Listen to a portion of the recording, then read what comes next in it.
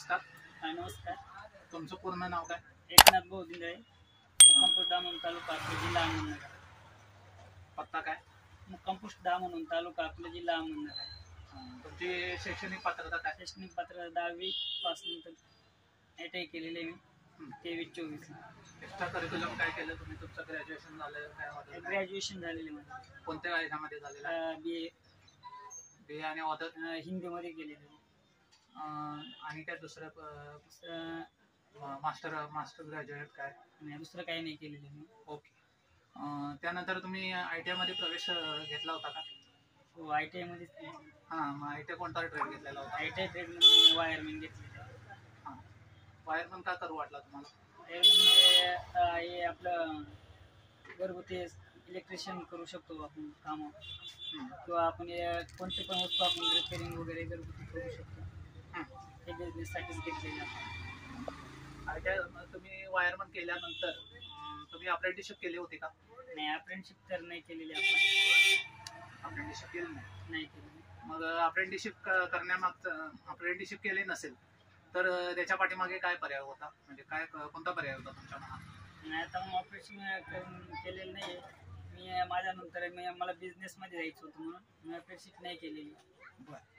मग तुम्ही ITI केल्यानंतर बिझनेस तुमच्या मनात ही संकल्पना होती. हो. मग बिझनेस करण्यामागचं ह्याच्या पाठीमागचा उद्देश काय? म्हणजे त्यामध्ये इलेक्ट्रिकलचे जे काय फायदे आहेत, इलेक्ट्रिकलच्या संदर्भात म्हणजे काय प्रॉडक्ट्स असतील किंवा इतर काय, म्हणजे दिवाळीमध्ये जे काय आपण प्रॉडक्ट परचेस करतोय किंवा ग्राहकाचा प्रतिसाद असतो, त्याचा फायदा काय? म्हणजे बिझनेस म्हणजे ग्राहकांचा प्रतिसाद काय आहे का?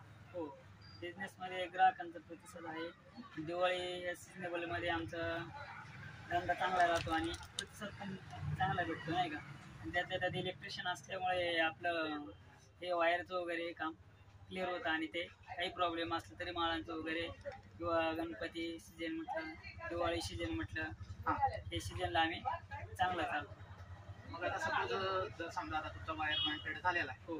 आता वायरमॅन ट्रेड झाला, आता समजा एखाद्या घरी आता वायरिंगची कामं चालत असेल, वायरिंगचं एखादा जर शॉक स्पार्किंग झालेलं असेल तर तिथं जर सपोज तुम्ही दुरुस्त तुम्हाला म्हणजे कस्टमर म्हणजे प्रतिसाद देतात का? तुम्हाला कॉन्टॅक्ट येतो का? हो, तुमचं कॉन्टॅक्ट दररोजच राहतो, तसं काही प्रॉब्लेम नाही आहे. आणि कोणतं पण काम असू द्या, घरगुती इलेक्ट्रिशियनमधलं किंवा वायरिंगमधलं, आम्ही घर जाऊन सेवा देतो आणि ग्राहकाचं पूर्ण काम क्लिअर करूनच. मग तसा ग्राहकांचा फीडबॅक काय आहे तुमच्या पाठीमागे? म्हणजे या राजूरमध्ये काही प्रॉब्लेम नाही. राजूरमध्ये डेली काम चालू आहे आमचं. डेली सर्व्हिस देतो आम्ही लोकांना. कुणाचं पण कॉल आला तरी आम्ही त्यांचं सर्व्हिस पूर्ण करतो आणि त्यांचे लाईट वगैरे लाईट ओके कोणतं पण काम. मग आता तुम्ही होम सर्व्हिस देताय का? होम सर्व्हिस पण देतो आणि दोन्ही पण कामं करतो. इलेक्ट्रिशियनचं पण करतो. मग इलेक्ट्रिशियनचं जर समजा काम आलं, एखादी मोटर जळली असेल किंवा पाण्याची मोटर जर बंद पडली असेल तर तुम्ही त्यासाठी त्यांना काय रिप्लाय देऊ शकता? त्यांच्याकडे होम सर्व्हिस जायचं, घरी जायचं आणि बघायचं काय प्रॉब्लेम आहे तो सॉल्व्ह करून आम्ही त्यांना क्लिअर करून देतो. काय वायर सर्किट असले किंवा काही कोणते पण डबे बॉक्स खराब झाला तरी आम्ही त्यांना दुरुस्त करून देतो. तुम्ही बिझनेस टाकणाऱ्या, आता मला एक प्रश्न विचारायचा आहे, तुम्ही बिझनेस टाकणाऱ्या विद्यार्थ्यांना तुम्ही काय सल्ला देणार?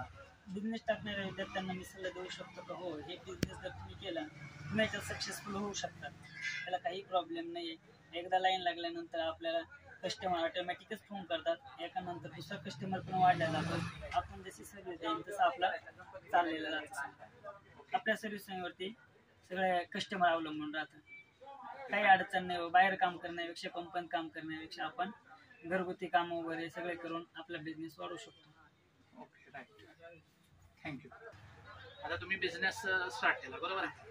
तुमचा वायरमॅन ट्रेड झाला, त्याच्या आधीचा इन्कम किती होता आणि आताचा सध्याचा इन्कम किती आहे?